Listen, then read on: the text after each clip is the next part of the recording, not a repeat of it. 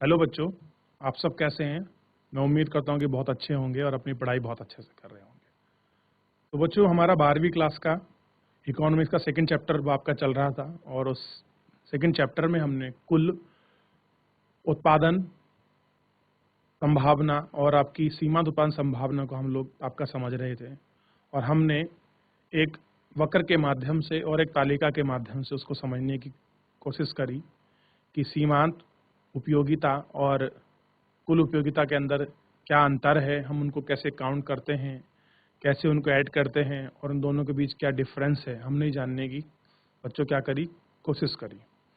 और देखिए, थोड़ा सा मैं प्यार बार आपसे बोल रहा हूँ, ये चैप्टर आपको हल्का सा आपको कठिन लग सकता है क्योंकि कहीं ना कहीं ये थोड़ा मैथमेटिकल अप्रोच के साथ है और इसमें आपकी बहुत ज़्यादा ध्यान देने की आवश्यकता है कि अगर आप इसको पूरा फोकस करके पढ़ेंगे आप चीज़ों को, तो बहुत अच्छे से आपका क्लियर होता आपका चला जाएगा। तो इसलिए बहुत ज़्यादा आपका ज़रूरी बन जाता है कि आप चीज़ों को बहुत अच्छे से पढ़ें और कोई चीज़ नहीं आ रही उसको एक दो बार रिवीजन कर लें ताकि वो चीज़ आपकी पूरी अच्छे से क्या हो जाए बच्चों, आपकी क्लियर हो जाए। ठीक है, तो आज हम लोग उससे आगे शुरू करते हैं। हम लोग समझने की कोशिश करेंगे कि एक बार मैं दोबारा आपको 5-10 सेकंड में या फिर 1-2 मिनट में मैं आपको ब्रीफ करा दूं कि हमने ये पढ़ाया था आपको लेक्चर में, फिर उसके आगे हम लोग आगे कंटिन्यू करते हैं। क्लियर हो गया बच्चों? देखिए, मेरा मेन उद्देश्य यही है कि आपको चीज़ें बहुत अच्छे से समझ आएँ। मैं वो नहीं करना चाहता कि बस चलो कोर्स ख़त्म करना है, ऐसा नहीं होना चाहिए। कि जितनी भी चीज़ें आपको बहुत अच्छे से आपकी समझ आएँ, जो चीज़ आप पढ़ रहे हैं वो आपकी बेस्ट होनी चाहिए, आपको लगना चाहिए कि हाँ, आज ही मैंने पढ़ा, मेरे को टॉपिक आ गया बच्चों। तो कृपया आप लोग अपनी किताब, कॉपी, पेंसिल लेके बैठ जाइए, हम लोग शुरू करते हैं अपना लेक्चर। सब ध्यान दीजिए डिजिटल वर्ल्ड की तरफ। तो बच्चों, जो हमारी लास्ट क्लास हुई थी, उस लास्ट क्लास के अंदर मैं आपको यही दिखा रहा था कि जो ये आपका चार्ट था या फिर जो आपका वक्र था, ये हम इस वक्र में हम समझने की कोशिश कर रहे थे कि किस प्रकार जो आपकी कुल उपयोगिता थी और सीमांत उपयोगिता क्या है, हम लोग इसकी जानने की कोशिश कर रहे थे। और हमने सेब का एग्जाम्पल लेते हुए हमने इन यूनिटों को हमने पढ़ा कि कुल उत्पादन और सीमांत उत्पादन क्या है। तो हम बच्चों इतना आपका देख चुके हैं और आप सोचेंगे सर ने 2-3 लेक्चर में सर ने बता दिया और इतना सर पता नहीं क्यों कर रहे हैं। तो बच्चे, मुझे कहीं ना कहीं डर है कि आपको कहीं अच्छा समझ ना आया होगा, थोड़ा सा कठिन सा मुझे ये लग रहा है आपके दृष्टिकोण से, तो इसलिए मेरा थोड़ा ज़्यादा फोकस इसकी तरफ था। चलिए, अब हम इससे आगे देखना शुरू करते हैं। क्लियर हो गया? चलिए, आज हम लोग शुरू कर रहे हैं बच्चों, ध्यान दीजिए, आप सभी फोकस करेंगे। आप लोग आज के टॉपिक पे, इम्पोर्टेंट है थोड़ा सा, और अपना ध्यान बनाए रखें। देखिए, एकल वस्तु की दशा में मांग वक्र की उत्पत्ति। क्या कह रहा है? एकल वस्तु की दशा में मांग वक्र की उत्पत्ति, यानी कि हासमान। बच्चों, क्या है? देखिए, ध्यान दीजिए, हासमान उपयोगिता नियम। हम लोग क्या देखेंगे आज बच्चों? हासमान उपयोगिता नियम हम लोग आपका देखने वाले हैं कि आखिर में हासमान उपयोगिता नियम क्या है, कि जो आपकी गिरावट होती है उपयोगिता में वो किस प्रकार होती है, हम लोग उसको समझने की कोशिश करेंगे। क्लियर हो गया? चलिए देखिए, किसी वस्तु के मांग वक्र का गुणवाचक विश्लेषण के द्वारा बनाया जा सकता है। कह रहा है कि जो कोई आपकी वस्तु है, जो उसका मांग वक्र है, उसका मांग वक्र जो आपका बनेगा वो गुणवाचक विश्लेषण के द्वारा बनाया जा सकता है। मांग क्या है? देखिए, मांग क्या है तथा मांग वक्र क्या है। अब दो प्रश्न हमारे सामने खड़े हो गए बच्चों, ध्यान दीजिए, दो प्रश्न हमारे सामने आए। कौन कौन से प्रश्न आए? मांग क्या है? देखिए, मैं आपको बताना चाहूंगा, मैं दूसरे डिफरेंट कलर से आपको कर देता हूं ताकि आप क्लियर हो जाए। हम देख रहे हैं मांग क्या है, वस्तु के मांग वक्र का। क्लियर हो गया? देखिए, वो एक मिनट थोड़ा ध्यान दीजिए, ये ऊपर की लाइन उससे कलर हो गई, नीचे की करनी थी। मांग वक्र क्या है? अब हमें दो चीज हमें देखनी है कि मांग क्या है बच्चों और मांग वक्र क्या है। क्लियर हो गया? हम लोग इनको समझने की कोशिश करते हैं। वस्तु की मात्रा जिसे एक उपभोक्ता दिए गए वस्तु मूल्य और आय पर खरीदने के लिए इच्छा एवं सामर्थ्य है को उस वस्तु की मांग कहते हैं। यानी कि अब हम समझ रहे हैं कि मांग क्या है, तो वस्तु की मात्रा जिसे एक उपभोक्ता यानी कि जो खरीदने वाला है दिए गए मूल्य, जो वस्तु मूल्य और आय पर खरीदने की इच्छा या सामर्थ्य है, उसे हम क्या कहेंगे? वस्तु की मांग कहेंगे। यानी कि अगर कोई वस्तु है, कोई चीज है और ऐसा उपभोक्ता है जो उस वस्तु के जो रेट है और उसकी आय इतनी है कि वो उस वस्तु को खरीदने की इच्छा रखता है, सामर्थ्य रखता है, तो उसे हम क्या कहेंगे? मांग कहेंगे। एग्जाम्पल के रूप में आप समझ सकते हैं, आपको एक जोड़ी शूज खरीदने हैं। क्या खरीदने हैं? एक जोड़ी शूज खरीदने हैं, आपको एक जोड़ी जूते खरीदने हैं अपने ड्रेस के लिए, और आप है उपभोक्ता, आपको जरूरत है इन जूते के लिए। उन जूतों की जो आपकी कीमत है 500 रुपए है। क्या है बच्चों? 500 रुपए। तो वो क्या होगी? वस्तु की मूल्य हो गया। क्या हो गया वस्तु का मूल्य बच्चों? 500 रुपए। क्या हो गया? 500 रुपए वस्तु का मूल्य हो गया। क्लियर हो गया? कितना हो गया? 500 रुपए वस्तु का मूल्य हो गया। ठीक है? किसका? जूतों का। और आय पर खरीदने के लिए इच्छुक। अब देखिए, जो आपकी आय है, अगर मान लीजिए आपकी आय 500 रुपए महीना है, तो आप जूते कहां से खरीद सकते हैं? अगर आपकी आय 10,000 रुपए महीना, तो आपके लिए 500 रुपए जूता खरीदने में आपके लिए कोई दिक्कत नहीं होगी। क्या नहीं होगी बच्चों? कोई दिक्कत नहीं होगी। अब देखिए, खरीदने के लिए इच्छा और सामर्थ्य। इच्छा तो होती है कि हाँ मैं चीज खरीद सकता हूँ। सामर्थ्य कब होगी? जब आपके जेब में क्या होगा? पैसा होगा। क्लियर हो गया बच्चों? आपकी सामर्थ्य कब होगी? जब आपके जेब में क्या होगा? पैसा होगा। आप चीजों को तभी तो क्या कर सकते हैं? खरीद सकते हैं, उनको परचेज कर सकते हैं। को वस्तु की मांग कहते हैं। यानी कि हमें सिंपल ये समझ आया कि वस्तु की मांग क्या होती है? किसी उपभोक्ता के द्वारा जो कोई वस्तु खरीदता है, जो उसका मूल्य होता है, उसको खरीदने के लिए वो समर्थ है, तो उसे हम क्या कहेंगे? वस्तु की मांग कहेंगे। एग्जाम्पल देखिए, हमें वो चीज को समझाने की कोशिश कर रहा है कि वस्तु एक्स की मांग एक्स वस्तु की स्वयं कीमत के अतिरिक्त, कह रहा है कि एक्स वस्तु की जो मांग है, एक्स वस्तु के स्वयं की कीमत के अतिरिक्त अन्य वस्तु की कीमत, कह रहा है कि जो स्वयं की जो एक्स है, मान लो कोई वस्तु आपकी एक्स है बच्चों, और उस एक्स वस्तु की जो स्वयं की कीमत है, क्लियर हो गया, और उसके अतिरिक्त यानी कोई और दूसरी अन्य वस्तु की कीमत, यानी कि कोई जो वस्तु है उसकी जो अन्य कीमत है, क्लियर है, उपभोक्ता की रुचि और बाध्यता जैसे कारकों पर भी आपका निर्भर करती है। यानी कि सिंपल ये कहना चाह रहा है, अगर कोई वस्तु आपकी एक्स है और उसके अलावा कोई और वस्तु दूसरी है, अगर वो उससे सस्ती लगने लग गई मान लीजिए, या फिर ये वस्तु आपकी सस्ती लगने लग गई, तो उसके क्या करती है? वार्यता, यानी कि जो आपके चुनता है कि यार ये देख लेंगे, ये थोड़ी महंगी है, ये थोड़ी सस्ती पड़ रही है, ये उससे सस्ती पड़ रही, तो वार्यता मिली ना उसे, एक के बाद एक, एक के बाद। तो ये कहीं ना कहीं जो आपकी वार्यता मिलती है, ये उपभोक्ता जो होता है वो उसकी रुचि पर क्या होती है? आपके निर्भर कर जाती है। और ये भी क्या है? उसके कारक हैं ऐसे। क्लियर हो गया? ठीक है। मांग वक्र एक वस्तु की विभिन्न कीमतों पर मांगे जाने वाली मात्रा का रेखीय प्रस्तुति है। अब देखिए, वो हमें उसने क्या बताया बच्चों?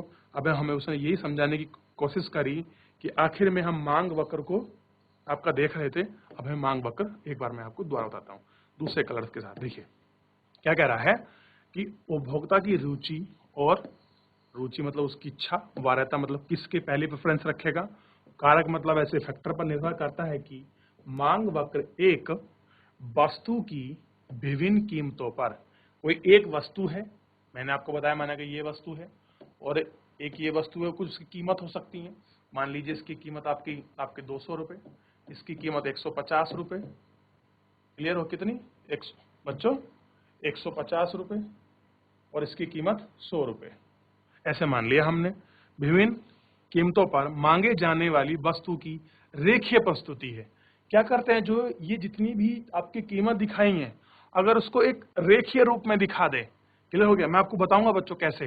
रेखीय रूप में जो हम लोग आपको प्रस्तुति करते हैं, यानी कि ये आपकी 3 वस्तु हैं, और इन 3 वस्तुओं की जो आपकी रेट हैं, उनको रेट को अगर एक लाइन रूप में ड्रॉ करके दिखा दे, तो हम उसको क्या बोलते हैं बच्चों? मांग वक्र उसको हम कहते हैं। क्लियर हो गया?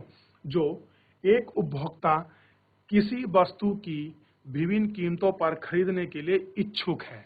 क्या कह रहा है? जो भी आपकी अलग कीमत है, उन आपकी कीमतों पर खरीदने के लिए क्या है? इच्छुक है। अन्य संबंधित वस्तु की कीमतों को और उपभोक्ता की आय को स्थिर रखता है। क्या कह रहा है बच्चों? साथ में जो भी कोई आपका खरीदने वाला है, जो कोई इच्छुक है, वो क्या है, संबंधित वस्तुओं की जो आपकी कीमत है और उपभोक्ता की आय पर को क्या रखेगा बच्चों, स्थिर रखता है। क्लियर हो गया। हम लोग देखने की, ये आपका देखते हैं चित्र आपका 2.2। देखिए ये आपका चित्र दिया गया है बच्चों, कौन सा 2.2, इसके बारे में कुछ बात कर रहा है। पहले पढ़ते हैं फिर उसको चित्र को समझने की हम लोग कोशिश करते हैं। ठीक है, एक व्यक्ति का वस्तु X के लिए विभिन्न कीमतों पर उसके काल्पनीय मांग वक्र को प्रदर्शित करता है। कह रहा है कि एक व्यक्ति है और जो कोई वस्तु X है उसकी विभिन्न आपकी कीमतें दी हैं उनने, उनकी कीमतों पर क्या करता है, उसके मांग वक्र को प्रदर्शित करता है। मात्राओं को क्षैतिज अक्ष पर तथा कीमतों को ऊर्ध्वाधर दिया गया है कि क्या जो उसकी कीमत है वो आपके क्षैतिज है, आपकी लंबी है, और जो उसकी ऊर्ध्वाधर जो उसकी आपकी मात्रा है वो कैसी है बच्चों, क्षैतिज है, और जो उसकी कीमत है वो कैसी है, ऊर्ध्वाधर है। क्लियर हो गया। ठीक है, ध्यान दीजिए। नीचे की ओर ढलवा मांग वक्र प्रदर्शित करता है कि नीचे मूल्य का एक व्यक्ति X वस्तु को अधिक मात्रा में खरीदने की इच्छा है। क्या है, वस्तु को अधिक मात्रा में खरीदने की इच्छा है तथा ऊंचे मूल्य पर वह वस्तु की कीमत तथा मांगे जाने वाली कीमत के बीच में ऋणात्मक संबंध है। इसे मांग का नियम कहते हैं। देखिए ये कह रहा वस्तु कीमत, जो वस्तु की अधिक मात्रा खरीदने की इच्छा है, यानी कोई वस्तु है और उसकी अधिक मात्रा में खरीदने की इच्छा है तथा ऊंचे मूल्यों पर, जो कि जो हाई रेट है, उस वस्तु की कीमत तथा मांग जाने के बीच जो आपका ऋणात्मक संबंध होगा, उसी संबंध को हम क्या बोलते हैं, मांग का नियम कहते हैं। तो पहले बच्चों एक बार से डायग्राम को मैं आपको दिखा दूं, फिर थोड़ा आपको बहुत अच्छे से आपको क्या हो जाएगा, आपका क्लियर हो जाएगा। देखिए ये हमें दिया था और हमें बताया कि इसकी कीमतें कैसी दिखाई थी हमें, ऊर्ध्वाधर, और जो उसकी मात्रा है कैसी दिखाई थी, क्षैतिज दिखाई थी। देखिए अगर कोई व्यक्ति है, क्या है, अगर कोई व्यक्ति है और यहां देखिए कुछ चीज तो वो आपकी खरीद रहा है, इसी देखिए मान लीजिए उसकी कीमत 50 थी। क्या थी उसकी कीमत, 50, तो शायद उसने 50 में से चीज क्या मिले, 10 मिल जाए। और जैसे अगर उसी चीज की कीमत अगर आपकी 40 हो जाए तो शायद वो वस्तु 20 खरीद ले। अगर उसी वस्तु की कीमत आपकी 30 हो जाए तो आपका ज्यादा खरीद सकता है, 20 हो जाए तो 40, यानी कि ऐसे करके कुल मिला के जैसे कीमत घटती जाएगी या बढ़ती जाएगी उसमें अंतर चल जाएगा। यानी कि कुल मिलाकर देखिए जिस प्रकार आपकी कीमत बढ़ी है, क्या हो गया बच्चों, कीमत तो बढ़ी है ना। देखिए 10 से 20 हुआ, जो आपका 0 से क्या हुआ 10, 10 से 20, 30, 40, 50, ये क्या हो गई, आपकी कीमत बढ़ी है। क्या हुआ है बच्चों, आपकी कीमत बढ़ी है। क्लियर हो गया। कीमत बढ़ने के साथ साथ क्या हुआ है बच्चों, जो आपकी कीमत बढ़ी है, कीमत बढ़ने के साथ मात्रा में कैसी आई है आपकी, निरंतर आपकी कमी आई है। यानी कि इस तरह से जो ये डाउनफॉल हो रहा है, ये दिखा रहा ना, तो आपको रेखीय दिखा रहा है। देखिए प्रसाद, तो कुल मिलाकर यही बताने की कोशिश कर रहा है बच्चों कि हमारी कीमतें बढ़ती हैं तो क्या होती है, वस्तु की मात्रा में निरंतर आपकी कमी आना शुरू हो जाती है। जो यही आपका क्या है, मांग का रेखीय आपका प्रस्तुतिकरण आपका करता है कि किस प्रकार आपके मांग के बीच वो ऋणात्मक संबंध दिखा रहा है। क्लियर हो गया। अब देखिए इसको समझने की हम लोग कोशिश करते हैं, आपको और अच्छा समझ आएगा। नीचे की ओर ढलवा मांग वक्र की स्पष्टीकरण हासमान सीमा उपयोगिता, कौन सी बच्चों, ध्यान दीजिए। देखिए हासमान सीमांत उपयोगिता के विचार पर आधारित है। हासमान सीमांत उपयोगिता का नियम बताता है कि किसी वस्तु की प्रत्येक अगली इकाई कम सीमांत उपयोगिता प्रदान करती है। यानी कि जिस प्रकार अगर आपने 1 यूनिट और बढ़ा दी किसी चीज में, मान लीजिए आपकी मांग 1 थी, क्लियर हो गया, जैसी आपकी 1 यूनिट और बढ़ी, यानी कि आप ऐसे मान लीजिए आपकी मांग 1 और बढ़ी, तो जो उसकी सीमांत उपयोगिता हो जाएगी वो कैसी हो जाएगी, कम। ये मैं आपको पहले भी बता चुका हूं। क्लियर हो गया है। इसीलिए प्रत्येक व्यक्ति अगली इकाई के लिए उतना देने के लिए इच्छुक नहीं होगा और इसी कारण मांग वक्र नीचे की ओर क्या हो सकता है, ढलवा वक्र होता है। यानी कि कुल मिलाकर यह है कि जिस प्रकार आदमी को जितनी इकाई प्रति शुरू हो जाएगी उसी प्रकार वो व्यक्ति उतनी कीमत देना शुरू नहीं करेगा, और इसलिए क्या हो जाएगा, ये क्या हो जाएगा, ढाल वाला क्या बनेगा, वक्र बनना शुरू हो जाएगा। इसलिए, और ये क्या दिखाता है, नीचे की ओर जा रहा है ना कि ऊपर की ओर। क्लियर हो गया। देखिए आपको तीर भी दिखाई देगा इसमें, कहां की ओर दिखाई दे रहा है, नीचे की ओर लग रहा है ना कि इसकी क्या हो रहा है, लगातार इसमें गिरावट दर्ज हो रही है। क्लियर हो गया। अगर ये ऐसे बढ़ता ऐसे करके तो इसमें क्या होती, वृद्धि नजर आती, लेकिन ये क्या हो रहा है, लगातार बच्चों नीचे की ओर डाउनफॉल हो रहा है। क्लियर हो गया, नीचे की ओर गिर रहा है। चलिए आगे देखते हैं। नीचे की ओर ढलवा वक्र होता है। एक्स वस्तु की ₹40 प्रति इकाई कीमत पर, कह रहा है कि जो वस्तु एक्स है बच्चों, कौन सी वस्तु एक्स की ₹40 प्रति इकाई कीमत पर व्यक्ति की एक्स वस्तु की 5 इकाई की मांग थी। कह रहा है कि 40 रुपए जो कोई ऐसी वस्तु थी बच्चों एक्स, जो 40 रुपए प्रति इकाई की आपकी कीमत थी, और व्यक्ति की जो एक्स कीमत पर जो एक्स वस्तु की 5 इकाई की मांग थी। कितनी की इकाई थी मांग की, केवल 5, यानी कि 40 रुपए प्रति इकाई है तो उसकी कितनी मांग हो गई बच्चों, 5 इकाई उसकी मांग थी। अब देखिए कितनी इकाई की मांग है, 5 की, और एक इकाई की कीमत कितनी बच्चों, 40 रुपए। कितनी कीमत है, 40 रुपए। ठीक है, कितनी इकाई है, 40 रुपए। आगे देखते हैं। वस्तु की छठी इकाई 5वीं इकाई से कम महत्व होगी।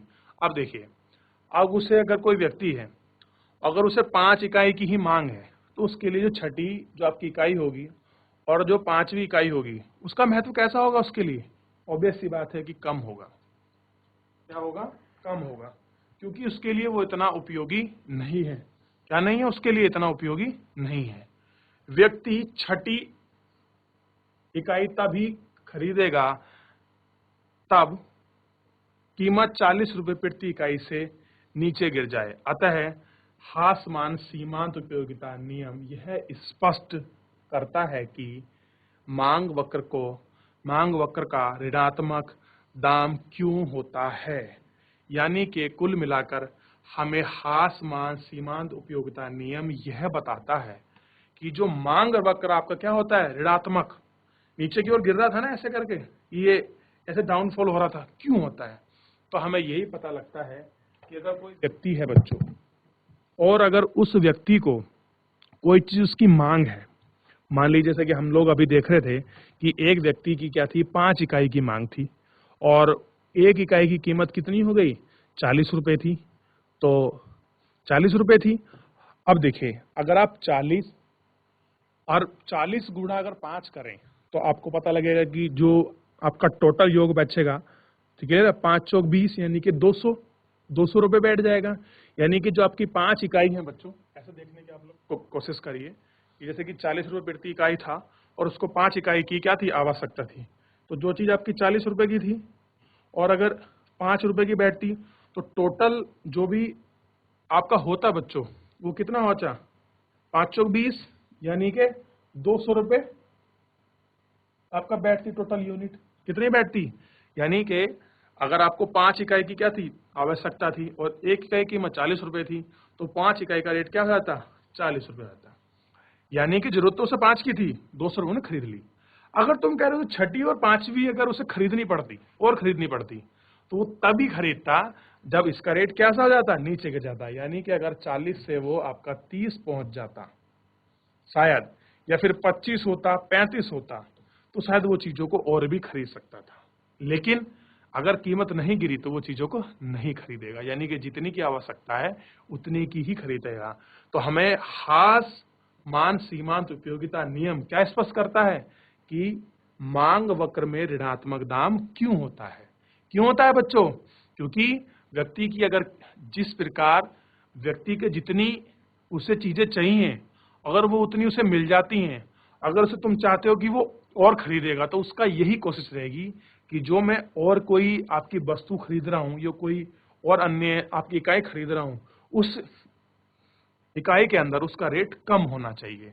अगर उसका रेट, उसकी इकाई आपका कम होता है, अगर उसका रेट कम होता है तो मान लीजिए वो व्यक्ति उस यूनिट को खरीदने के लिए आपका तैयार होगा, अन्यथा वो उसको खरीदेगा नहीं, क्योंकि जितना भी उसका काम है वो तो जितनी उसे यूनिट चाहिए, मान लीजिए उसे 5 यूनिट आपका चाहिए थी, तो उसका 5 यूनिट में हो गया था काम, और तुम चाह रहे हो कि वो और खरीद ले, तो और तब खरीदेगा अगर यही यूनिट, मान लीजिए, अब देखिए जैसे कि अब 5 यूनिट खरीदनी थी, अब उसे तुम लोग क्या कहोगे कि आप 2 यूनिट और खरीद लो, 2 इकाई और खरीद लो, तो कब खरीदेगा? मान लीजिए अगर आपने 6 कर दिया कि आप 6 खरीद लीजिए, तो 6 तब खरीदेगा जिसका रेट कम हो जाएगा। मान लीजिए कि 1 यूनिट का रेट आपने कम कर दिया, तो कितना हो गया? 6 × 18, 180 रुपये हो गया। तो कैसे हो गया? अंतर आया ना कीमत के अंदर। तो यही चाहता है कि अगर प्रति इकाई में कुछ कमी कर देंगे यूनिट में, तो अगला व्यक्ति जो है, आप खरीदने वाला उपभोक्ता, वो चीजों को आपके खरीद लेगा, नहीं तो वो उतनी चीज खरीदेगा जितनी की उसे क्या है बच्चों, आवश्यकता है। क्लियर हो गया? कितनी खरीदेगा? जितनी की उसे आवश्यकता है। हम लोग यही देखने की आपकी क्या कर रहे थे बच्चों, कोशिश कर रहे थे, और हम ये भी देख रहे थे कि उनके बीच क्या संबंध होता है, ऋणात्मक संबंध होता है। और ये हमें जो डायग्राम है, ये हमें दिखाया गया है कि एक्स वस्तु के लिए व्यक्तिगत मांग का वक्र है। क्लियर हो गया? कीमत आपकी निरंतर आपका बढ़ रही है, तो निरंतर बढ़ रही है, तो जितनी चीजों की आवश्यकता होगी उतनी खरीदेगा। क्लियर हो गया? अगर उसकी कीमतें गिर जाएंगी तो शायद वो कोई अगली प्रति इकाई भी खरीदने के लिए क्या रखता हो, उम्मीद रखे, या फिर कोई क्या करे, आपका इंटरेस्ट रखे। तो शायद ऐसा हो सकता है इन सब चीजों के लिए। तो बच्चों आप लोग सब ध्यान दीजिए, मैं आपको बता दूं कि इसमें एक एक जितना भी है हम लोग क्या क्या अब तक देख लिए हैं। देखिए, तो हम लोग ये आपका देख चुके हैं हासमान देखिए, ये देखा है ना हमने भी, ये हम लोग क्या पढ़ रहे थे, हासमान उपयोगिता नियम हम आपका देख चुके हैं। क्लियर हो गया? ये हमने दोनों डायग्राम को अच्छे से आपका समझ लिया है कि जो कुल उपयोगिता है वो कैसे काउंट होती है, और सीमांत उपयोगिता क्या है, और यूनिट बढ़ती है तो इन दोनों में क्या क्या आपस में संबंध बनता है, हम लोग इसको आपका देख चुके हैं।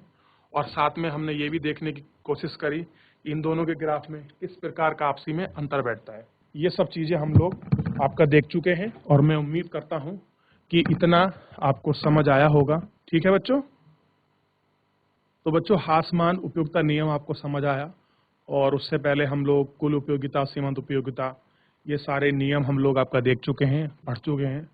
तो हमें समझ आ रहा है कहीं ना कहीं इन सब चीज़ों को देखकर कि कुल मिलाकर जो भी हमारी वस्तु और सेवा हैं उनमें उपयोग उपभोक्ता पे हम किस प्रकार पढ़ रहा है, और हम उसके सिद्धांत को समझने की कोशिश कर रहे हैं, उसके व्यवहार की। अगर कीमतों में गिरावट हो रही है तो वो चीज़ों को एक्सेप्ट करेगा। क्लियर हो गया?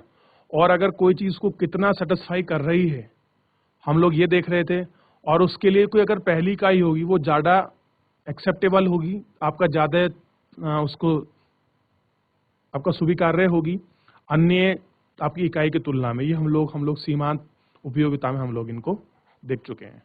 तो मैं उम्मीद करता हूं कि बच्चों आपको आज का लेक्चर आपको पसंद आया होगा। ठीक है? और आज के लिए केवल इतना ही, बाकी आपका नेक्स्ट क्लास में जुड़ने के लिए बहुत धन्यवाद। आपका दिन शुभ हो।